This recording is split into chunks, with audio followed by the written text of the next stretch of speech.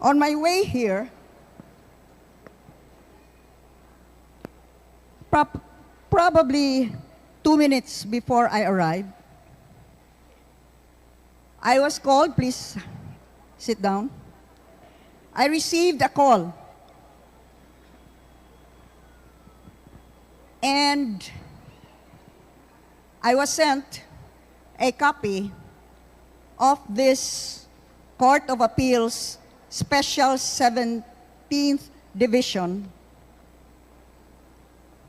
And it reads this way: media, especially Ms. Palaubsanon, who allegedly already heard that an order was being prepared for my suspension. And I read, this petition, well, this is Governor Gwendolyn F. Garcia versus the Honorable Samuel Martires in his capacity as Ombudsman and Moises Garcia de Parini as respondents. This petition for certiorari and prohibition under Section 1, Rule 65 of the 2019 Amended Rules of Court assails the order dated April 23, 2025 of the Office of the Ombudsman in OMB-C-A APR 25-0074 entitled Moises Garcia de Parini versus Gwendolyn F. Garcia for alleged abuse of authority, gross misconduct, serious dishonesty, gross negligence, conduct prejudicial to the best interest of the service, and violation of RA 6713. The dispositive portion of which reads, wherefore, in consonance with Section 9 of Administrative Order Number 17, amending Rule 111 of Administrative Order 7, or the Rules of Procedure of the Office of the Ombudsman, and Section 24 of Republic Act 6770 of the Ombudsman Act of 1989,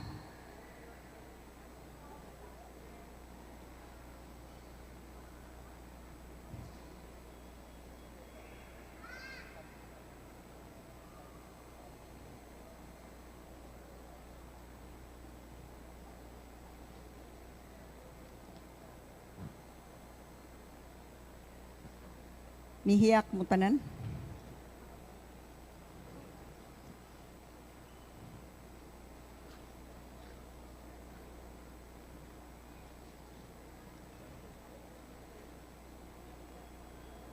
Pending determination on whether or not the public respondent committed reversible error in the issuance of the assailed order to protect the substantive rights and interests of both petitioner and private respondent, and in order to preserve the status quo until the final determination of the instant petition for certiorari, the prayer for the issuance of a temporary restraining order is proper.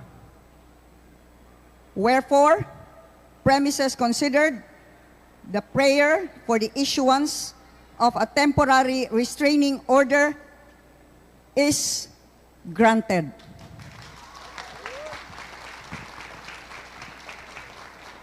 A temporary restraining order is hereby issued, effective for 60 days from notice directing the Office of the Ombudsman through public respondent Honorable Samuel R. Martires to cease from enforcing and implementing the order dated April 23, 2025, issued OMB-CA APR 25-0074,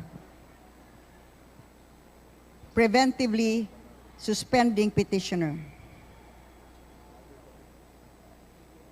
the proper temporary restraining order has been issued, and this is issued by notice of temporary restraining order has been issued by the executive clerk of the Special Division 17.